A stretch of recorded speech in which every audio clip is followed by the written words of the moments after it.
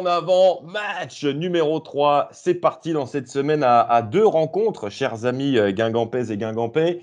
Après le nul, 3 partout contre Rodez, voici venir Gaëtan Pinel, ton déplacement à la Baie des Champs, Auxerre Guingamp. C'est demain, comment tu te sens? Déjà, c'est finalement pas chez le leader. On pensait aller peut-être chez le leader, c'est pas le cas. Ils sont deuxièmes, les Auxerrois, derrière Angers. Bon, comment le sentir? C'est toujours un peu compliqué avec en avant, puisqu'il n'y a pas vraiment de continuité dans les résultats. Mais Auxerre, ça réussit bien ces dernières années. Même l'année où Auxerre est monté, Guingamp avait fait une victoire et un nul il y a 2 ans. La première victoire sous Dumont, c'était d'ailleurs à Auxerre. Donc bon, pourquoi pas finalement aller chercher quelque chose là-bas. Et Guingamp, effectivement, qui a rarement perdu. En fait, je crois que la dernière défaite à Auxerre, ça doit remonter à la demi-finale Oui, de oui, Coupe, oui, hélas. c'est ça. Toute compète, oui. Bon, on n'en parle plus. On va reparler un tout petit peu du match de Guingamp contre Rodez. C'était donc mardi sur la Guingampaise, vous l'avez suivi, ou alors vous étiez au stade. Allez, on va se faire un tout petit plaisir quand même. On va se refaire les 3 buts d'en avant en première période, version à la Guingampaise. On a vu à travers les déclarations des uns et des autres avant ce match qu'on pouvait s'attendre à une rencontre ouverte parce que Rodez, c'est une équipe qui prend des risques, qui attaque beaucoup, qui joue beaucoup. Attention là, ce premier ballon pour Maxime Sivis, centre premier poteau. Picard, bonne position, frappe le but. Tout de suite, l'ouverture du score d'Hugo Picard, 47 secondes de jeu. Et Picard déploie déjà son talent sur ce centre de Sivis sur le couloir droit. On annonçait ce match comme spectaculaire. On voulait voir des Guingampais enfin arrêter leur série sans but à domicile. Et bien voilà, seulement 48 secondes pour ce but de Picard servi par Max Sivis. Ben Mohamed pour Sidibé, il n'était pas facile à contrôler ce ballon, récupération ruténoise. Et Sagna qui vient piquer le ballon. Sagna, ouais, le deuxième but Guingampais. Amadou Sagna qui a cru jusqu'au bout, qui a récupéré le ballon haut et qui a battu Cibois de près. Oh, on aurait pu penser qu'il allait de la donner à Guillaume sur le côté droit tout seul face au but. Eh bien non, Sagna qui a ouvert son pied. Voilà tout ce qu'on lui demandait. De la spontanéité, de la justesse aussi sur ces situations. Et Guingamp qui égalise donc à 2 partout. Parce que c'est une super équipe de Ligue 2. Et Sagna encore, qui va décaler Picard sur le côté gauche. Picard qui va avancer. Il y a Merghem tout seul dans l'axe. Il y a Sivis à l'opposé. Allez Guillaume, talonnade, que fait-il? Il se retourne. Et but de Baptiste Guillaume. C'est but de Baptiste Guillaume. Tout le monde se régale. Tout le monde en prend pour lui. Dans ce match, 3e buteur différent. Geste de classe encore dans l'enchaînement de Baptiste Guillaume. Après l'enchaînement à QRM, voici contre Rodez, la petite talonnade derrière la jambe d'appui et la frappe pied fermé au ras du poteau, à ras de terre pour Sébastien Cibois. 3-2. Là, on va se taper la tête contre la webcam. Les statistiques fument. Une demi-heure. 3-2 pour Guingamp et but numéro 6 pour...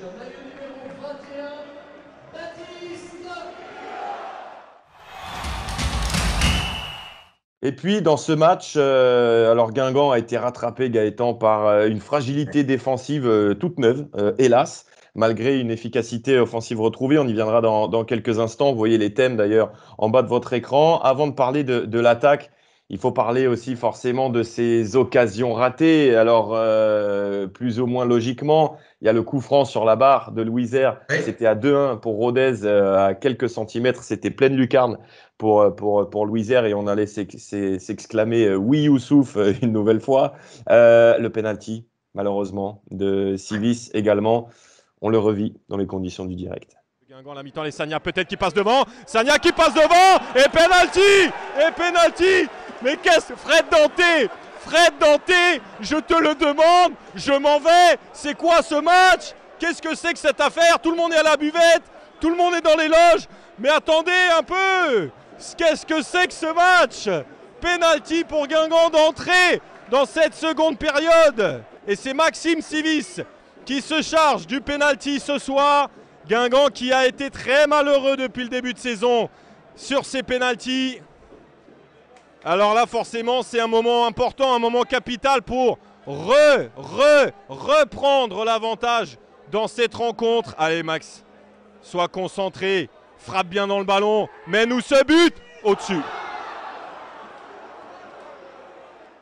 Qu'est-ce que c'est que cette malédiction sur penalty, mon petit Gaëtan? 0 penalty transformé cette saison en 3 tentatives.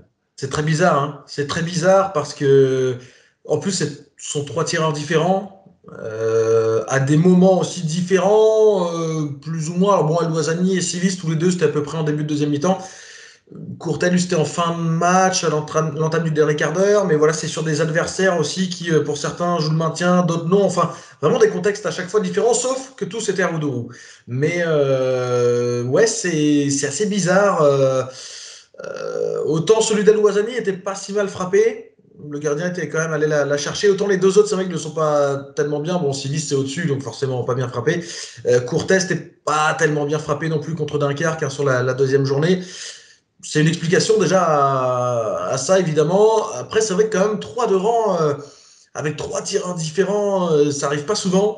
Et c'est vraiment étonnant quand même, ouais, cette série-là, qui perdure. Je pense pas qu'il y ait d'explication vraiment rationnelle à ça. Mais ouais, ça bat là sur Guingamp, et surtout que ça coûte des points parce que ce serait un penalty. Allez, Guingamp est mené 4-0, c'est un penalty pour revenir à 4-1. Bon, on l'oublie presque, mais là, c'était à chaque fois pour prendre l'avantage. Alors peut-être qu'il se serait passé autre chose derrière, notamment contre Rodez et Bordeaux, parce que c'était assez tôt en deuxième période, mais bon, on peut se dire qu'il y aurait peut-être eu des points supplémentaires, hein. C'est vrai qu'on a fait le calcul un petit peu après le débrief, après le direct. On était en haut avec Benoît, d'ailleurs, s'il nous regarde, on le salue, et on faisait un petit peu le calcul. C'est vrai que Ouais. Courtet, le penalty qu'il rate, c'est à 0-0, et Dunkerque gagne 1-0. El-Ouazzani, c'est à 0-0 et ça finit à 0-0. Sivis, c'est à 3-3 et ça finit à 3-3. Ouais. On peut modestement penser que Guingamp a perdu entre 5 et 7 points rien que sur ses pénaltys. Alors, on va dire, n'a pas gagné plutôt que Ouais, c'est ça. perdu entre 5 et 7 points. Et là, quand on voit la différence au classement, si jamais ces Ouais. pénaux-là avaient débouché sur des victoires. Et là, je pense qu'il y en a dans leur écran. Ouais, mais avec ici, on remet Paris en bouteille. Oui, c'est tout Oui, à fait le cas. mais il n'empêche que peut-être que ça aurait. Alors peut-être pas, mais c'est pour ça que c'est pas des points perdus, c'est des points plutôt pas gagnés, en effet, ouais, parce que ça aurait pu amener sur quelque chose. Alors peut-être que si Guingamp avait marqué là, contre Rodez, Guingamp l'aurait peut-être même perdu derrière, on ne sait pas ce qui se serait passé. Mais bon, tu te dis que tu avais quand même l'opportunité 3 fois de prendre les devants, et ça n'a pas été le cas. Et oui, du coup, conséquence au classement, on la voit tout de suite avec toi, Gaëtan. Qu'est-ce que c'est? Ouais. C'est même plus un wagon, là, c'est une locomotive entière en Ouais, 2 points. c'est du 5e au 12e, hein. Il y a 2 points seulement de Caen à Ajaccio, 2 points qui séparent là un tiers du championnat, un peu plus même. Donc c'est très étonnant. Il y avait des équipes en plus dans le lot qui paraissaient à un moment donné presque décrocher. Le Paris FC en tout début de saison, mais qui est revenu très fort et qui continue de revenir très fort. Des équipes qui sont là depuis le début, hein, quasiment. Guingamp, Amiens, Saint-Etienne, Rodez aussi sont là un peu depuis le début. Pau également. Pau qui a perdu 5 places, hein, sur le match de mardi en un match. Voilà. Ils ont perdu contre Saint-Etienne, ils ont perdu 5 places directes. Et puis il y a Caen qui revient un peu de nulle part parce que, bon, on se souvient, Caen qui a gagné ses 4 premiers matchs, qui a enchaîné une bonne dizaine de matchs, 10-12 sans victoire, et qui là, avec Nicolas Sub, a, je crois, gagné 5 des 6 derniers. Donc Caen qui revient, qui est 5e, voilà, c'est très étonnant. Et puis on voit que alors il y a 2 points entre le 5 et le 12. Mais attention, parce que ça peut aussi se resserrer, alors soit avec les clubs un peu plus bas, soit un peu plus haut, parce qu'il n'y a plus que 4 points entre Laval et Caen. Laval qui freine un peu le pas aussi. Peut-être que ça va être encore plus condensé là dans des matchs. D'où l'intérêt, effectivement, de faire une série, hein, pour les Guingampais, ce qu'ils avaient déjà fait au cœur de l'automne avec beaucoup de matchs nuls. Mais en Ligue 2, ça marche souvent comme ça avec des séries. Et justement, des séries, on va y venir maintenant avec nos attaquants, nos joueurs offensifs.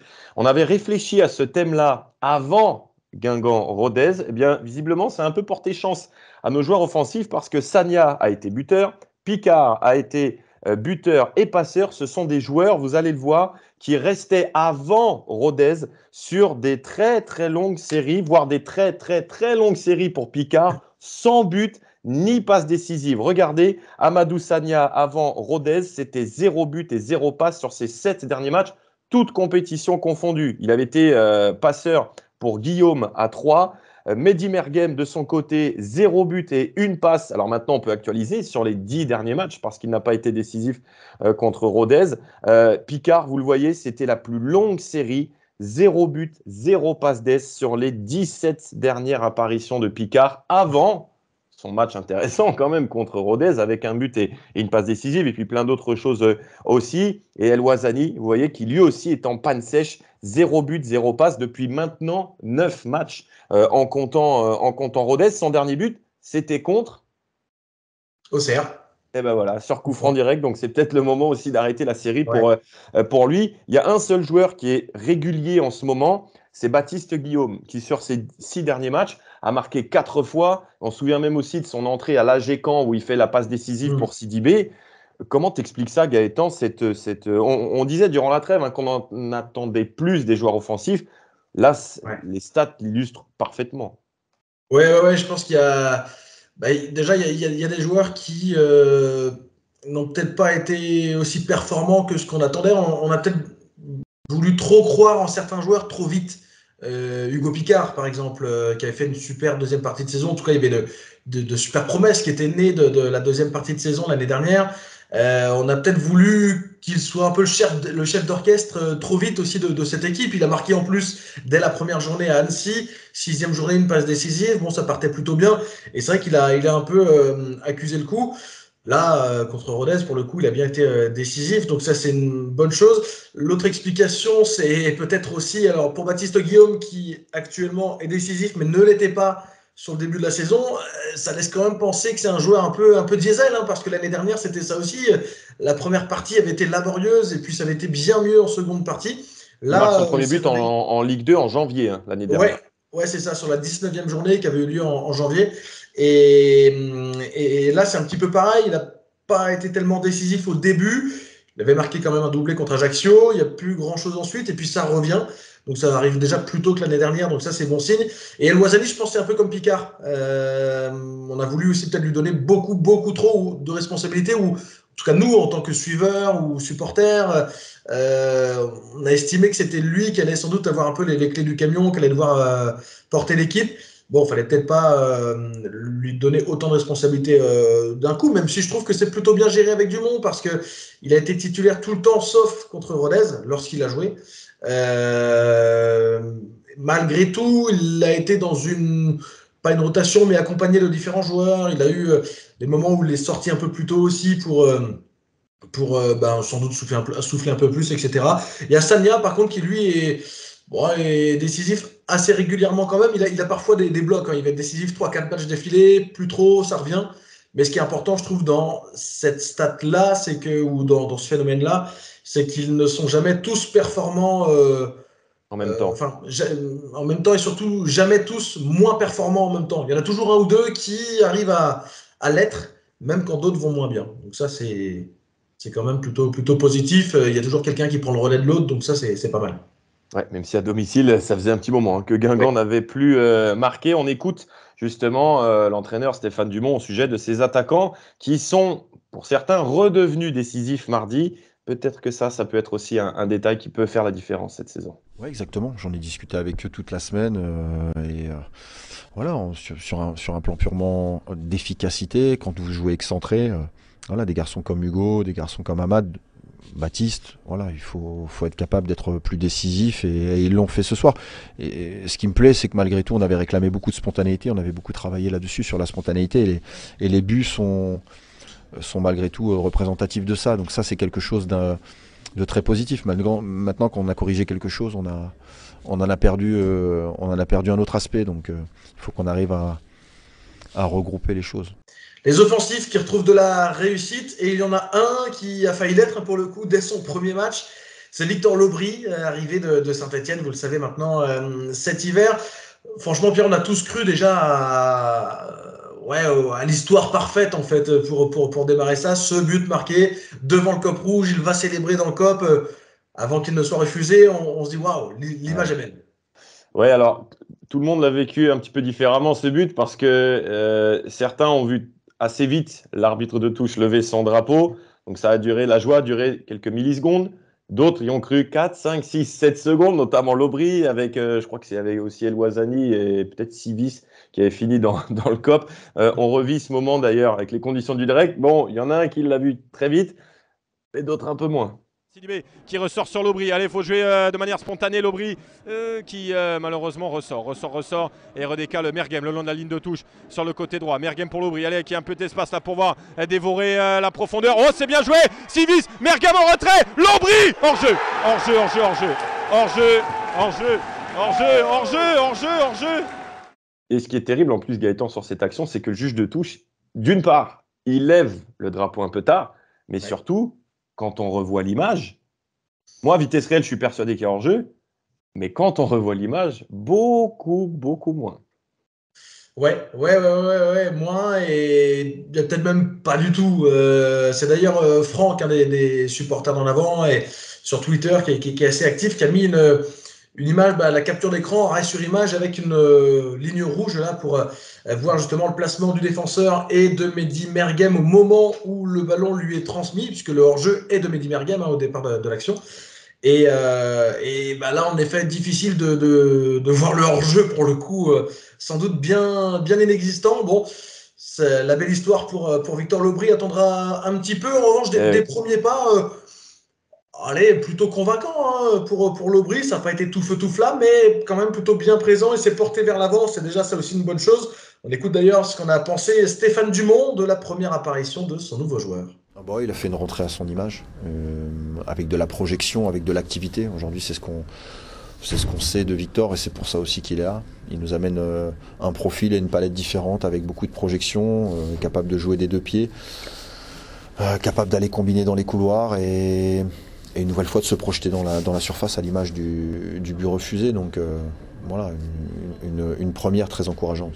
Plutôt satisfait, Stéphane Dumont. C'est vrai que ça a été 25-30 minutes avec le temps additionnel qui ont été plutôt aboutis, bien emmenés en tout cas. Moi, j'ai bien aimé surtout ses premières minutes. Je trouve qu'il a un petit peu baissé le pied, un peu comme toute l'équipe, parce que finalement, on n'a pas eu de gros temps fort en fin de match. Mais c'est plaisant. C'est vrai que c'est un joueur qu'on aurait aimé voir à Guingamp un petit peu plus tôt, parce que lorsqu'il quitte Pau, c'était un peu un duel Saint-Étienne-Guingamp pour que Lobry se décide. Bon, Saint-Étienne avait des moyens supérieurs aussi, il faut le dire. Ça passe aussi par là. Il a fait une première saison correcte à l'ASS, mais la deuxième a été beaucoup moins convaincante. Il n'a plus débuté un match chez les Verts depuis la 4e journée à Annecy à la fin du mois d'août. Donc c'est un bon moment pour Guingamp de le récupérer, au moment aussi où on recherche un peu un second souffle offensif, d'autres choses. Et ce qui a été super sur cette action-là, c'est qu'on voit que c'est une super action. Alors même si malheureusement le but n'aboutit pas, l'action elle est belle. Les buts marqués par Guingamp ont été très bien amenés aussi l'autre jour. Bon, à part Sagna qui est aussi une récupération haute, mais ouais, ça amène un profil différent, encore un technicien dans cette équipe avec Picard, Mergem. Je pense qu'il y a moyen de se régaler dans cette fin de saison et d'amener des meilleurs ballons aux attaquants, parce qu'on entend souvent il n'y a pas de buteur à Guingamp. Il y a des joueurs, je ne sais pas s'il y a des buteurs, je ne sais pas si Baptiste Guillaume c'est un réel buteur dans l'âme, mais c'est toujours un joueur qui a marqué entre 7 et 10 buts en Ligue 2, ce qui était un peu Courtet aussi. Mais s'il a des meilleurs ballons, comme El Ouazzani, dont le compteur est bloqué à 6 buts depuis un moment, je pense que ça peut débloquer plus de situations et des situations plus nettes pour eux surtout. Oui, c'est ça, ça peut les débloquer. Puis c'est vrai que ce côté buteur, alors soit on l'est dans l'âme, comme peuvent l'être certains joueurs, parfois. Cédric Forêt, par exemple, sans passer à l'étape suivante tout de suite, mais on est le 9 pur. Soit on ne l'est pas forcément. D'ailleurs, il y a un bon exemple de ça. C'est Gaëtan Charbonnier. Lui a mis 27 buts l'année où Brest remonte parce qu'il était positionné en pointe. Mais c'est un joueur qui ne se revendique pas forcément buteur. Il l'a dit d'ailleurs après en Ligue 1 où il marquait moins, et même certaines saisons de Ligue 2 où il n'a pas forcément beaucoup marqué. Il dit, moi je ne suis pas forcément un buteur dans l'âme. Il avait parlé de ça, il me souviens une fois. Et en fait, tu peux ne pas être un vrai buteur dans l'âme et le devenir aussi par ton placement. Dans le schéma tactique, par le fait d'être amené, d'être servi par tes coéquipiers, et puis tout simplement parce que la confiance aidant derrière, ça peut venir. Mais même si Guillaume n'a jamais été, c'est sûr, un gros buteur, il n'a jamais mis 15 buts sur une saison, 20 buts, ça peut, mine de rien, monter assez vite. Là, on voit qu'il est à 6 au bout de 21 matchs. Pourquoi pas dépasser les 10 cette saison, ce serait quand même là un objectif, surtout qu'il ne reste plus que 5 buts pour dépasser les 10. Donc, ouais, il n'y a pas besoin d'être un buteur dans l'âme, je pense, pour le devenir. Ça peut l'être, mais pas spécialement. Ouais, justement, en parlant de buteur, la transition est parfaite, mon petit Gaëtan. On termine donc cette partie sur le Guingamp actuel en rappelant donc que demain, c'est Auxerre Guingamp, c'est avec toi. Alors le match, on le rappelle, il est sur la Guingampaise, mais il est aussi sur la chaîne L'équipe. Mais vous êtes de plus en plus nombreux et nombreuses, chers amis auditeurs, à vous caler sur la télé avec nos commentaires. Donc demain, on vous invite à faire ça aussi. Je ne sais pas si vous aimez les commentaires de la chaîne L'équipe, mais en tout cas, apparemment, vous aimez ceux de Gaëtan. Donc voilà, sur YouTube notamment, c'est la solution la plus facile pour vraiment bien se caler avec le petit chrono qui sera en haut de votre écran. On bascule dans le passé, alors dans différents moments, parce que voici un des joueurs qui a connu 2 passages à Guingamp. Cédric Forêt, 2004-2005, lorsque Guingamp venait de chuter de Ligue 1, et puis de 2013 à janvier de 2012 à janvier 2014. Guingamp,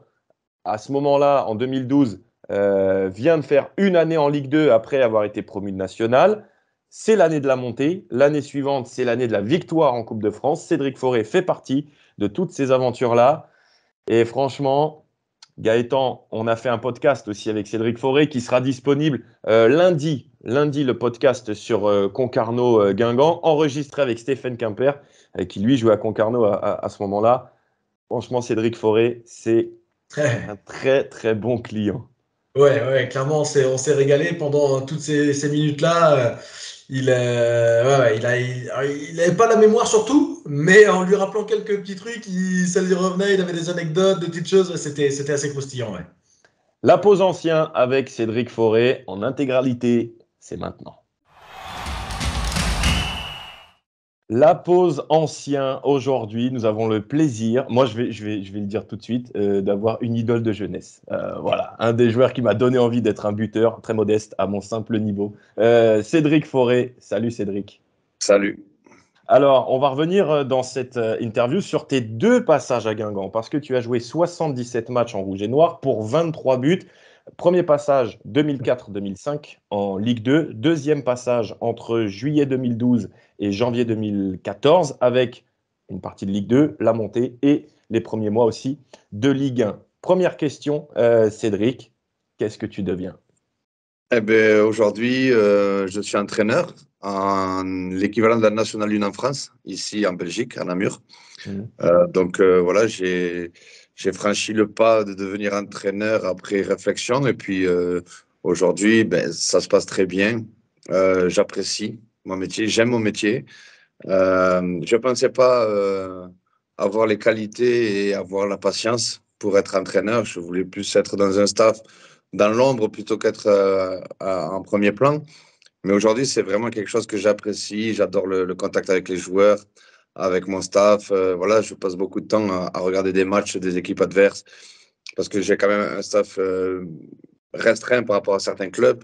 Donc, je fais beaucoup de choses tout seul. Et donc, aujourd'hui, voilà, c'est avec beaucoup de passion que je continue dans le foot, mais dans une autre vision des matchs, quoi. Tu disais, tu t'attendais pas forcément à être entraîneur. À quel moment cette vocation est née? Est-ce que c'était à la fin de ta carrière de joueur? Est-ce que c'est quand tu as arrêté? À quel moment c'est arrivé? Non, en fait, c'est arrivé. J'étais parti donc en Andorre faire les tours préliminaires de Ligue des Champions. Et ensuite, j'étais entraîneur adjoint à Luzenac, donc le club qui avait connu beaucoup de mes aventures, qui devait monter en Ligue 2, puis qui a été au final rétrogradé en Régional 1. Donc j'étais adjoint et j'ai commencé vraiment à apprécier le contact avec les joueurs et tout.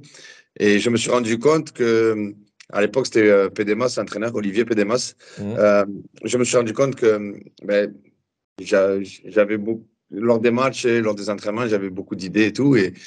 Et que, bon, je voulais pas faire de l'ombre non plus à l'entraîneur, donc je l'ai gardé pour moi. Et certaines fois, quand je disais les choses, qui m'écoutaient, ben, ça fonctionnait. Donc, je me suis dit, ben, pourquoi pas, moi, maintenant, ben, prendre le taureau par les cornes et puis être entraîneur. Voilà, donc j'ai passé mon UFA A. Et aujourd'hui, ben, voilà, j'attends de trouver un club un peu plus haut pour passer le FIFA Pro, quoi. Ok, eh ben, écoute, on te souhaite beaucoup de bonheur dans cette nouvelle carrière qui s'ouvre à toi. On va revenir donc sur tes 2 passages à Guingamp. On commence forcément par le premier.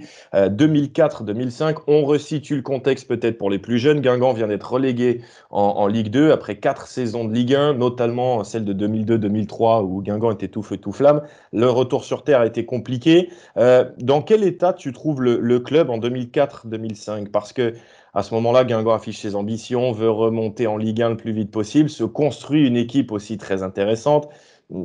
Quel souvenir tu gardes de ton arrivée et du statut du club à ce moment-là? Ben, c'était une équipe, je veux dire, avec de grands joueurs. Il y avait Christophe Leroux, il y avait à l'époque, il y avait Stéphane Carnot, il y avait Mouni Dagano, il y avait Coco, Michel. Voilà, donc, c'était des joueurs avec une certaine expérience. Pour certains, il y avait aussi voilà, des jeunes joueurs qui étaient présents. Le club avait fait signer Fabrice Abriel, je pense. Donc, il y avait quand même une grosse équipe à l'époque. Et donc, on avait toutes les armes pour remonter.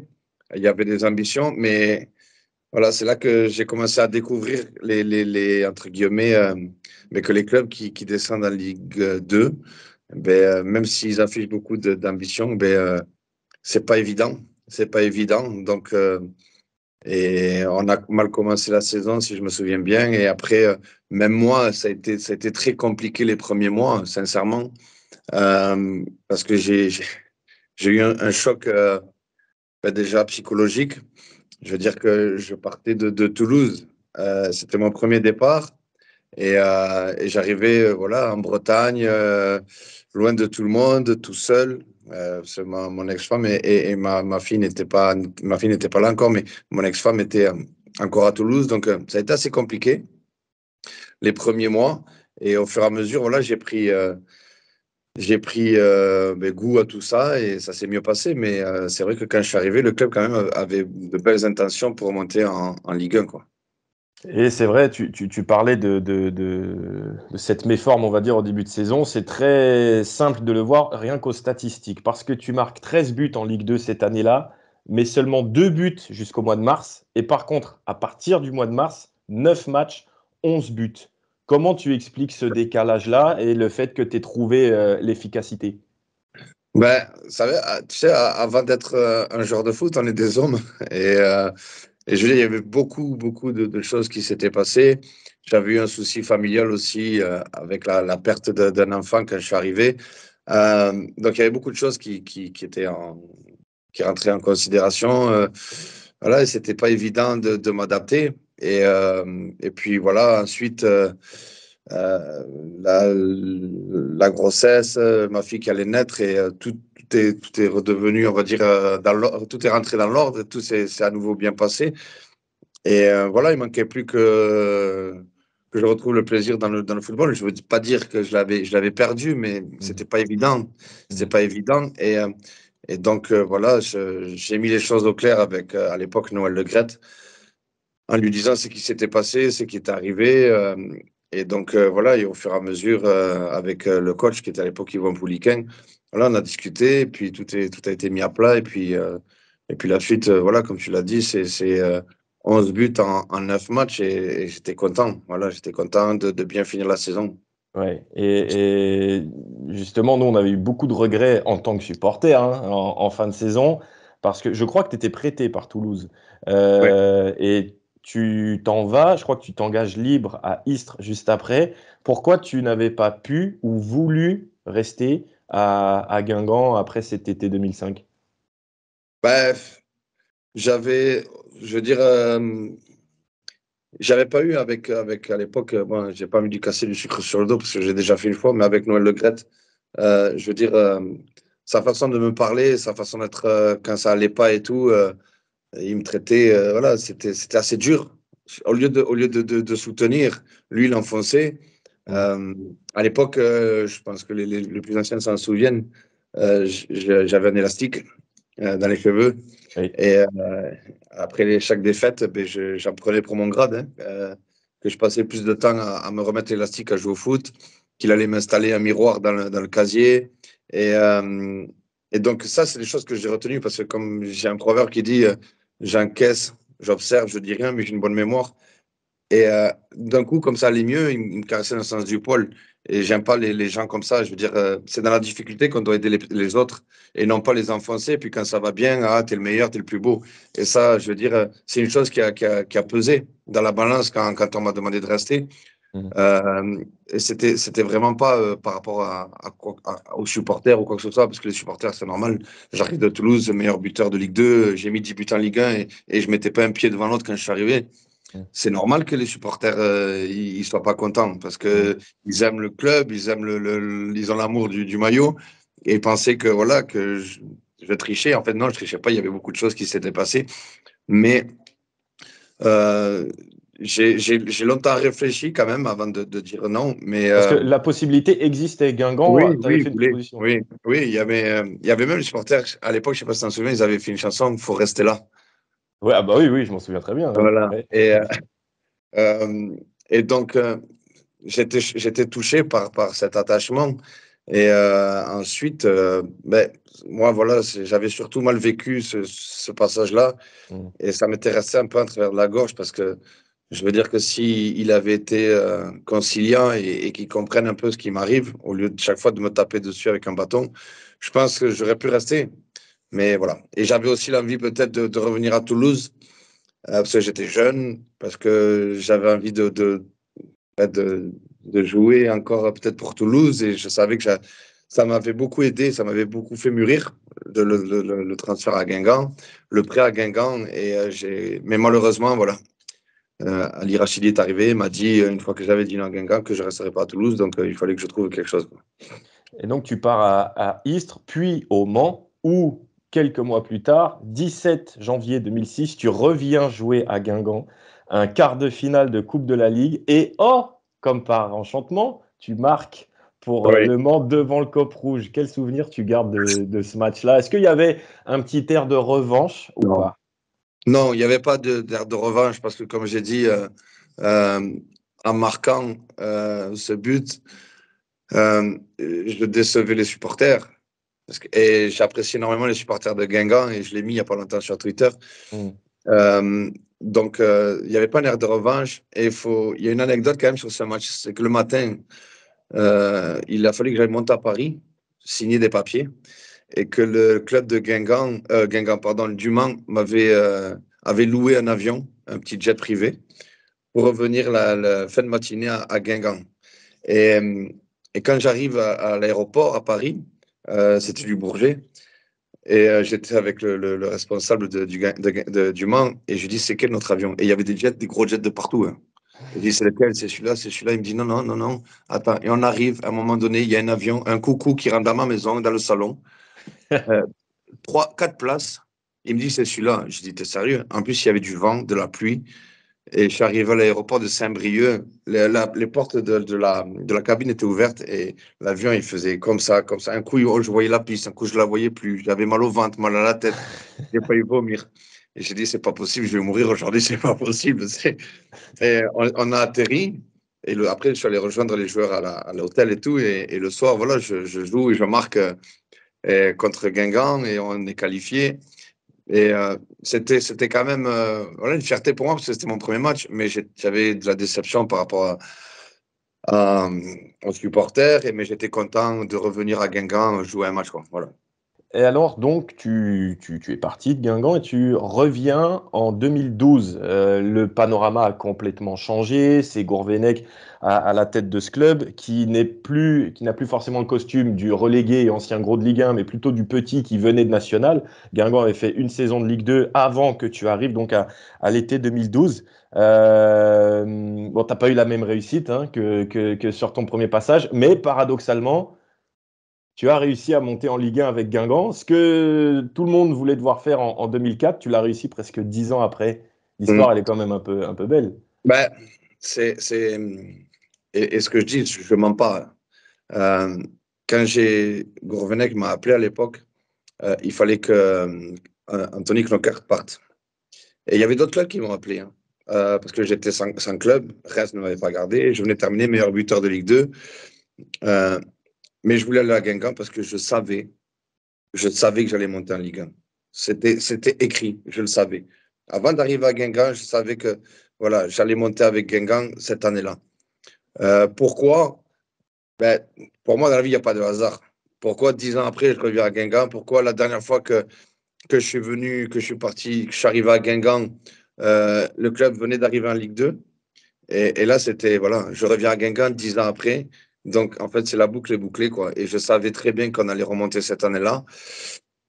Euh, donc, j'arrive là-bas. Ben, Jocelyn me dit ben, qu'il n'était pas tout à fait satisfait de Yacht.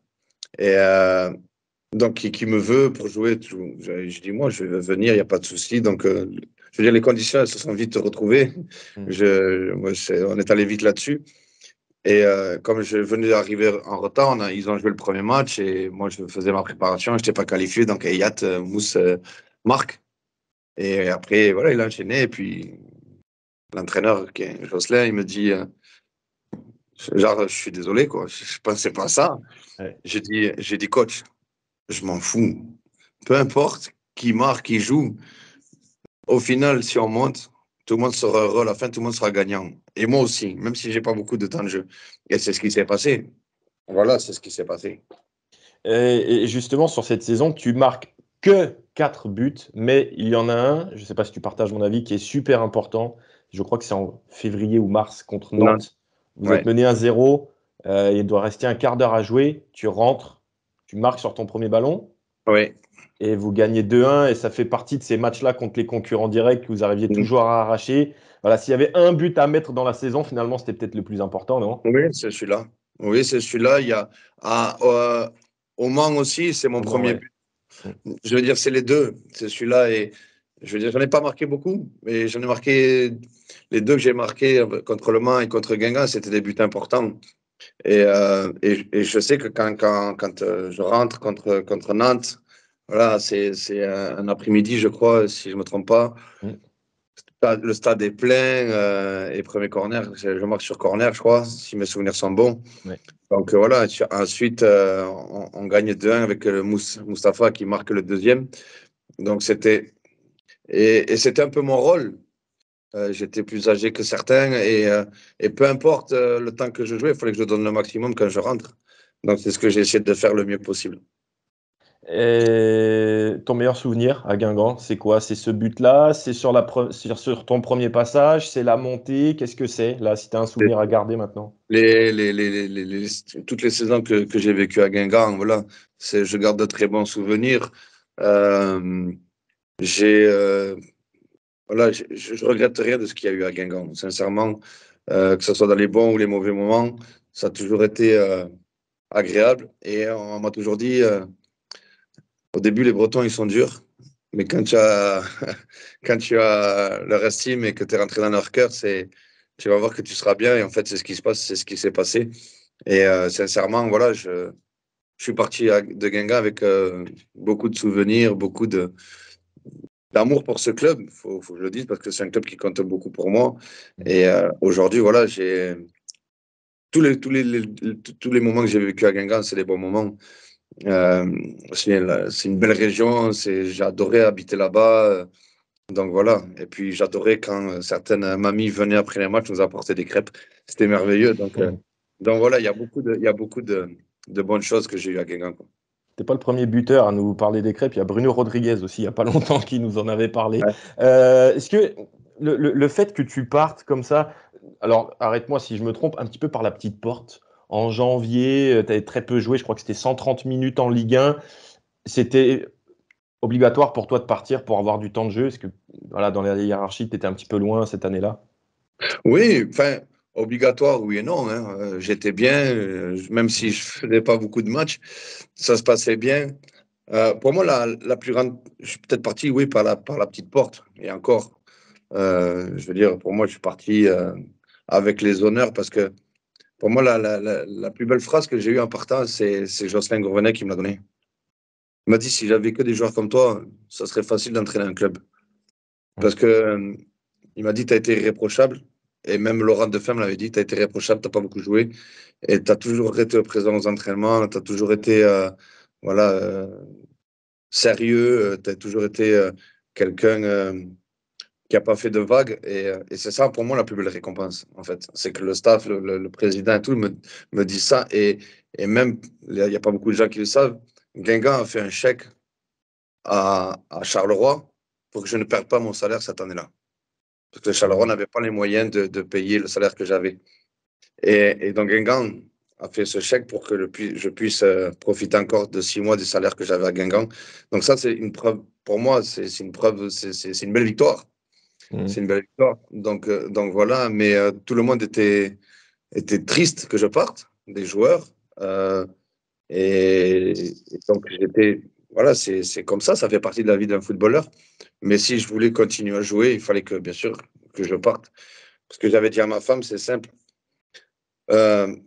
Prépare-toi à rester encore 6 mois de plus en Bretagne et on verra après comment ça se passe. Et le 31, voilà, le matin à 9h, 10h, j'ai un appel. Et à 14h, je prends la voiture, je pars en Belgique. Ma femme était contente parce qu'elle a toute sa famille à Anderlecht. Donc, elle était contente de revenir en Belgique. Mais moi, j'étais content voilà, de retrouver un club où c'est que je n'avais pas la certitude de jouer au début. Hein. Et il fallait que je fasse mes preuves. Et donc, voilà, après, tout s'est bien passé, quoi. Dernière question, Cédric Fauré, c'est celle qu'on adore. Quelle est l'anecdote que tu n'as jamais racontée sur tes années guingampaises? C'est la première année. Sincèrement, c'est la première année. J'ai pris un choc climatique. J'étais à Toulouse et ça, Coco, Michel et tout peuvent le certifier. J'étais à Toulouse, il faisait 42, 43 degrés, c'était la canicule. Et j'arrive en Bretagne, le matin, il fait 18, 20. Et mes premières séances en stage à Ploumanac, déjà, on était à l'hostel Castelbaucite à Perros-Guirec. C'était pas Ploumanac, c'est à Perros-Guirec, pardon. J'avais une chambre, j'étais tout seul dans la chambre. J'avais mis le chauffage à fond parce que j'avais froid. Et mes premières séances, j'étais le seul en survêtement avec des gants, j'avais froid. Avec les gens, ils me disaient, mais t'es fou. Après, au fur et à mesure, je me suis habitué. Maintenant, ça va beaucoup mieux. Mais sincèrement, passer de 40 degrés à 25, 28 l'après-midi, ça faisait beaucoup.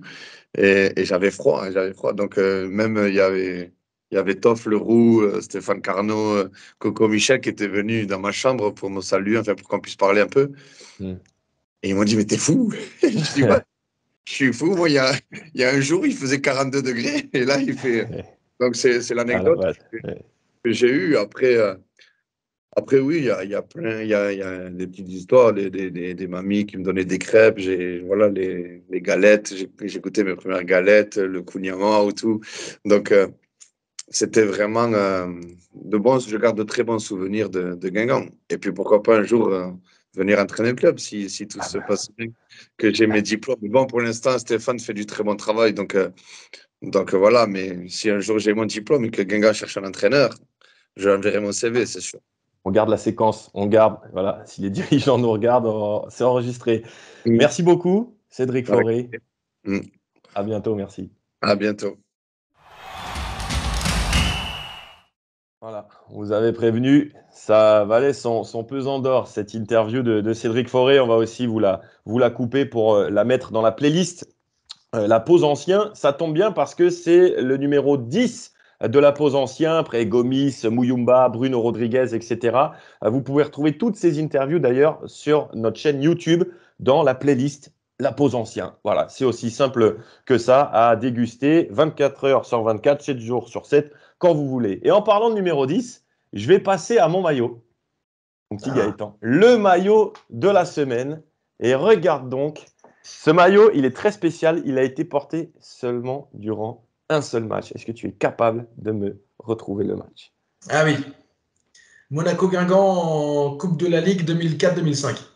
Voilà. Et qui était le numéro 10? Cédric Fauré. Eh ben bravo, voilà, on s'adapte à la situation. Effectivement, c'était en décembre 2004, un match, je me souviens, qui était diffusé sur France 3 Bretagne. Regarde comme c'est beau là, avec Pointé, sponsor officiel de la Coupe de la Ligue. Qu'est-ce qu'on adorait ce générique. Voilà, alors pourquoi Guingamp jouait avec un maillot gris? Il n'a été porté qu'une seule fois, ce maillot, avec les sponsors C'est même pas le logo d'ailleurs. Non, il n'y a même pas le logo. Oh, on s'était pas foulé, hein. C'était Michel Baudiou à l'époque. Il n'y avait peut-être pas assez de stock, notre ami intendant, pour floquer les logos. C'était très rare à l'époque, hein, que Guingamp ait les logos sur son maillot. D'ailleurs, je crois que sur l'épopée Coupe de France 2009, je crois qu'on a dû avoir le logo simplement en demi-finale contre Toulouse. Voilà. On faisait des économies. Je ne les revois pas sur Sedan, je ne les revois pas sur Le Mans. C'était vraiment quelque chose de très rare à cette époque. Et donc Guingamp jouait en gris parce que à Monaco, comme c'était le cas aussi à Reims notamment, face aux équipes qui jouent en rouge et blanc, eh bien Guingamp doit jouer avec son 3e maillot. Alors, ce qui est étonnant, c'est que cette année-là, on joue à Reims avec un maillot noir, tout noir, avec simplement les 3 bandes Adidas ici sur le côté. Ça a été très longtemps le 3e maillot de Guingamp, hein. D'ailleurs, quand Drogba Malouda était là, Ouais, c'était c'est ça. celui-là aussi. Je crois que 3 ans de suite, on a eu le même maillot noir. Mais là, visiblement, il n'y avait pas assez de stock, ou alors ils étaient tous floqués en Britair. Du coup, eh bien, Adidas avait fourni ce stock gris de ce match à Monaco, que Monaco avait gagné en fin de match 1-0, but d'Emmanuel Adebayor, l'attaquant du Togo, quelques mois plus tard à la Coupe du Monde, face à un Guingamp avec les Coco Michel, les Dagano, les Koscielny aussi ce jour-là. Dagano qui avait raté une immense occasion en fin de match. Je crois que j'en avais fait des cauchemars. C'était un mardi soir, je crois, en décembre.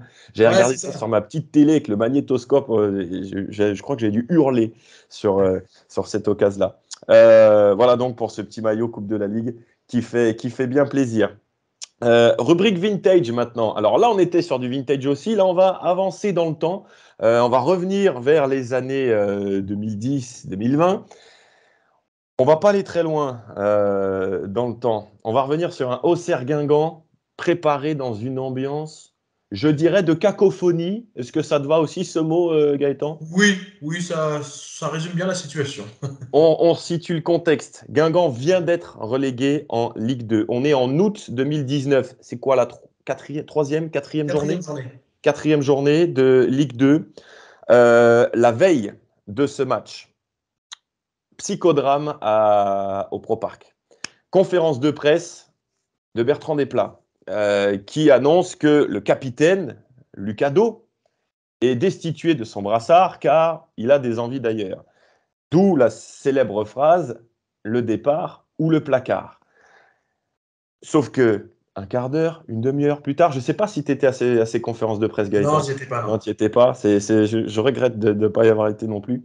Euh, Quelques minutes plus tard, Patrice Lair arrive pour la traditionnelle conférence de presse d'avant-match. Et là, il annonce le groupe avec Lucado dans l'effectif. Alors là, nous, on tombe des nues. On dit, mais qu'est-ce que c'est que ce truc? Moi, je me rappelle, j'étais à Canal+. À ce moment-là, je me préparais à commenter un match, je ne sais plus lequel. Et je regardais mes infos tomber sur mon téléphone. Ah ouais, J'étais comme ça. Je dis, mais qu'est-ce que c'est que ce ça truc? n'avait pas de sens, hein. C'était incompréhensible.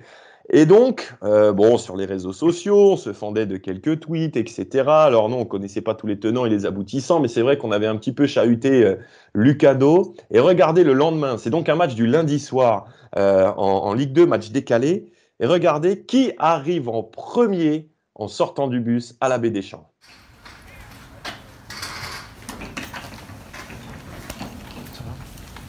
Lucado, himself. Je ne sais pas si on perçoit bien sur la vidéo, mais il m'a regardé avec un regard paf comme ça. Je pense qu'il avait dû voir mes tweets qui étaient peut-être pas super sympas, parce que bon, on défend toujours l'institution en avant de Guingamp, etc. Voilà, il y avait quelque chose sur ce match-là. Et puis, énième surprise, Gaëtan, je me souviens que tu étais en studio, toi, à Radio Ouais. Bonheur, ce soir-là. Surprise, Lucado, titulaire. Incompréhensible. Et capitaine, non? C'est possible. Oh, on va Il me vérifier ça. semble. Il me semble qu'il était aussi capitaine sur cette rencontre. Et puis, c'est lui qui marque le premier but. Donc, il ouvre le score. On se dit, mais tout est fait en fait pour que ouais, l'ironie un peu se prolonge le plus longtemps possible. Titulaire, capitaine, on va donc vérifier. Et puis ce but, ça fait un 0 pour Guingamp. Ou c'est le deuxième? Non, c'est le C'est le premier. deuxième but. C'est le C'est le deuxième deuxième. but. Ouais, c'est Yannick C'est Makoto Sorbon, le capitaine. Sorbon capitaine. Bon, en tout cas titulaire et buteur, alors qu'il n'était même pas censé être dans le groupe. C'était assez incroyable et surréaliste. Et c'est vrai qu'à ce moment-là, on ne sait plus trop quoi penser. On se dit, mais finalement, départ, placard, va-t-il rester, jouer? Qu'est-ce qui va se passer, quoi? Ouais. Ben, finalement, il était là. Guingamp mène 2-0 dans cette première période. Malheureusement, Guingamp est très fragile. À ce moment-là, il avait déjà laissé filer un avantage de 2 buts contre Grenoble lors de la première journée, le Grenoble de Mchangama. Et donc, après le match, Guingamp n'avance pas franchement au classement, match nul de partout. Et arrive, je crois, en Radio Bonheur, j'ai fait quoi? 2012-2023, donc 11 ans. Je crois que c'est la zone mixte la plus. Les adjectifs me manquent. La plus folle, celle où c'est parti le plus dans tous les sens, surréaliste. Écoutez, Patrice Lair qui revient d'abord sur cette rencontre et les 2 points de perdus. Si, on a toujours des regrets. Mais oui, mais ce groupe, qu'est-ce qu'il a besoin? De confiance. De confiance, de solidarité. Alors Patrice Lair, pour tout le monde, je suis un mec qui arrête pas de gueuler, qui brise les joueurs, tout ça. Attendez, moi j'ai besoin de ce groupe-là. J'ai besoin de ces joueurs-là. Je suis à Guingamp pour donner une âme au club. Et c'est ces joueurs-là qui vont les donner. Je suis derrière eux. Je veux les faire progresser. Et on va repartir de plus belle. C'est un très bon club. Il y a des bons joueurs. Il y a des joueurs qui mouillent le maillot. Un gars comme Lucado, il a mouillé le maillot ce soir. Il a toujours mouillé le maillot pour le club. Et se faire siffler, ça me plaît pas. Ça me plaît pas. Parce que moi, ça m'insulte aussi et ça insulte le club. Je suis avec mes joueurs, je suis avec le club, je suis avec l'institution. On va redresser la tête, on va continuer à redresser la tête. Mais on ne va pas du jour au lendemain se retrouver comme ça et se retrouver en Ligue 1 en fin de saison. On mettra peut-être 2 ans, 3 ans, il y a 9 ans, ils ont mis la dernière fois, ou 7 ans pour remonter en Ligue 1. Ah, oui, peut-être. On est Guingamp, on est 7000 habitants. On n'est pas Paris, on n'est pas... Attendez.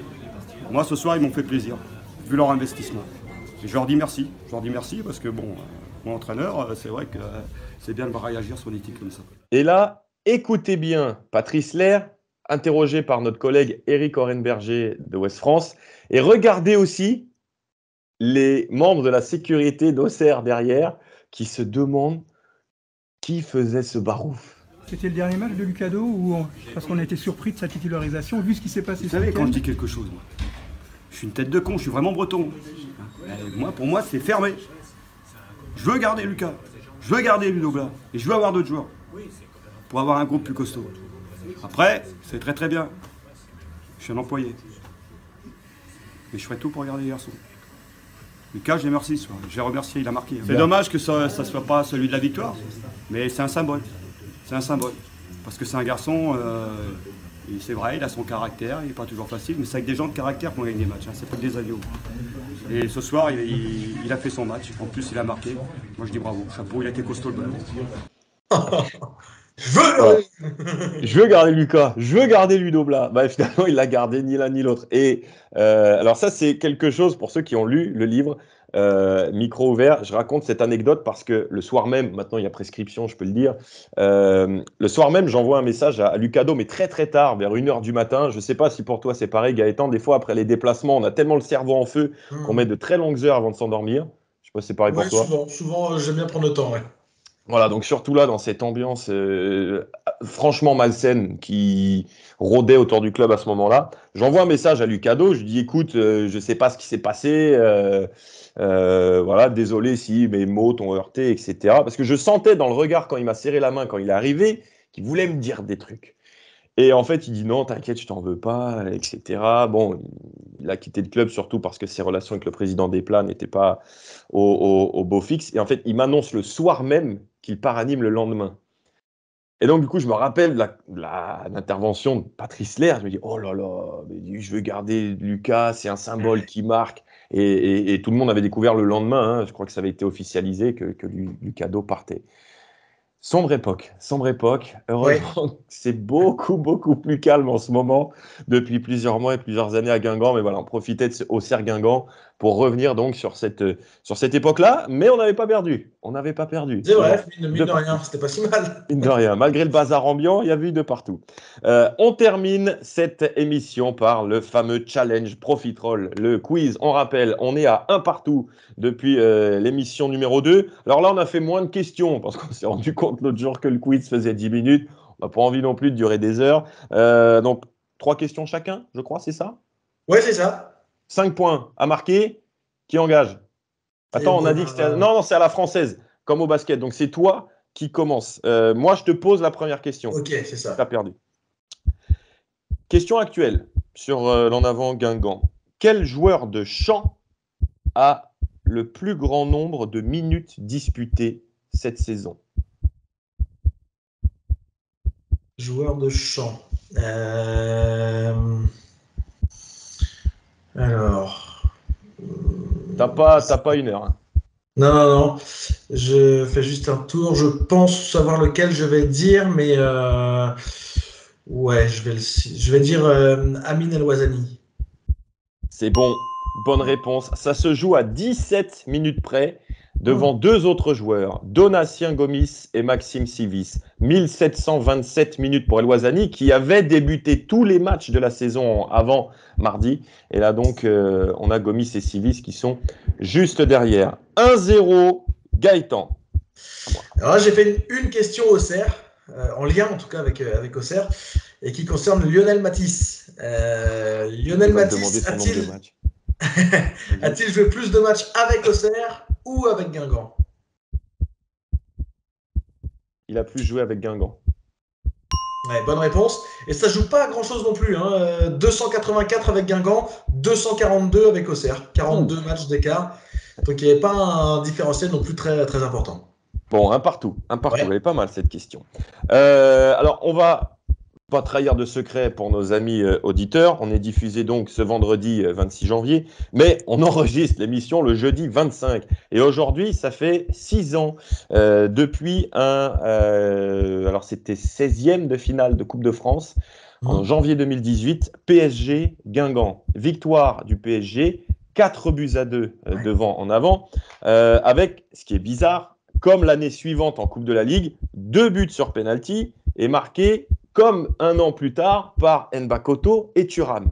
Mais ma question, mon petit Gaëtan, sur 2 points, qui sont les 2 Guingampais qui obtiennent les 2 pénaltys?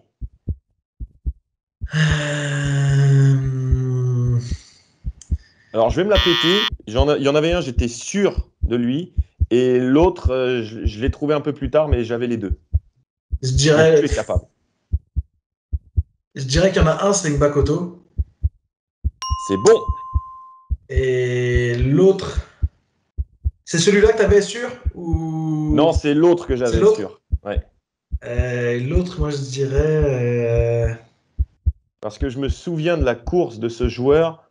Non, je ne vais pas te donner trop d'indices. Ouais. Oh, Pierrot. Il y a des profiteroles en jeu, là. Plus rien qui compte. Marcus Coco?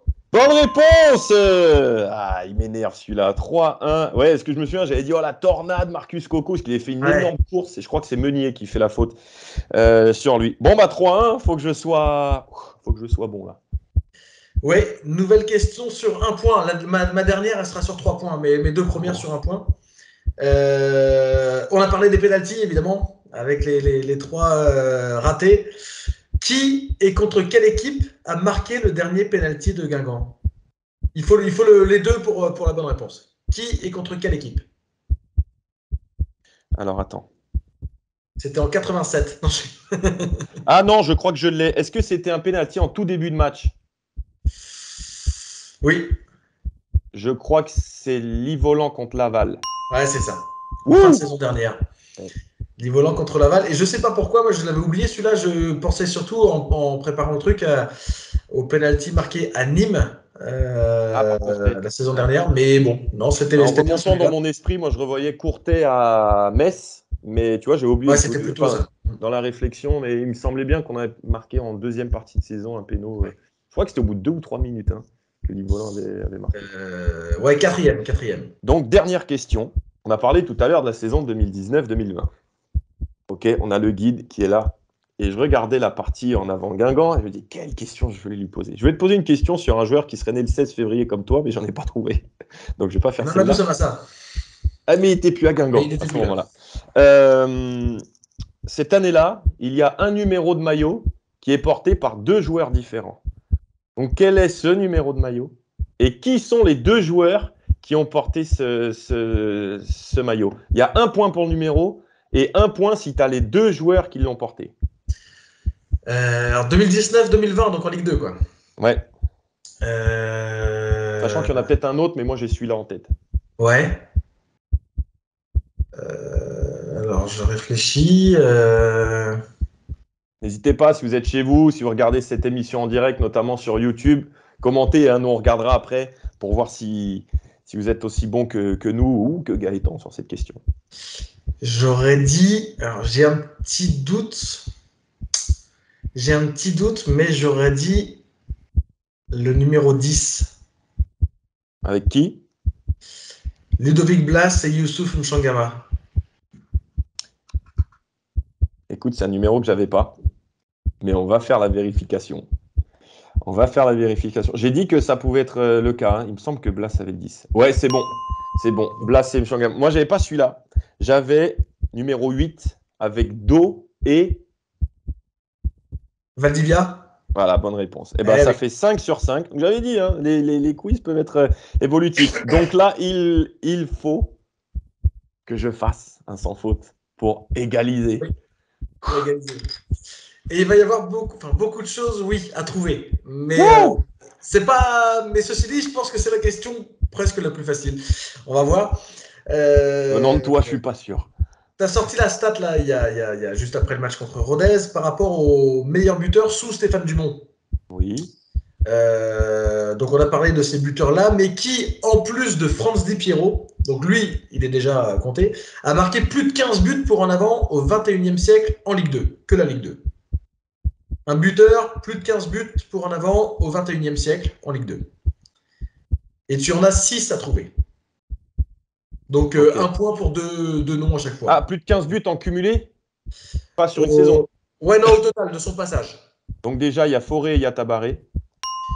Ça fait un point, du coup, tu en as trouvé 2. Donc attends, Ligue 2 au 21e siècle. Donc il y a entre 2000... Rivière. Oui. Eduardo. Oui. Mandane, il en marque combien? Il fait 7 la première et l'année d'après, il fait... C'est plus de 15. Plus de 15. Mandane, il ne doit pas être dedans, alors. Mchangama, il en marque combien? 9. Non. Ah la vache. Donc là, il en manque 2. Hein. Ouais, pour égaliser.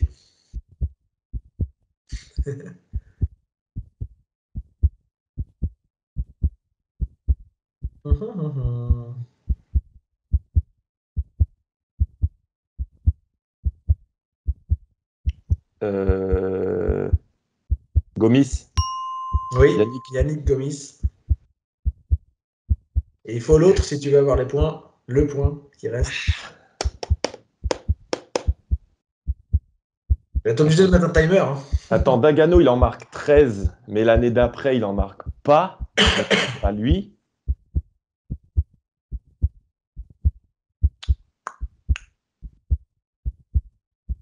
Est-ce que je peux avoir un indice sur est-ce que c'est le passage dans les années 2000 ou 2010?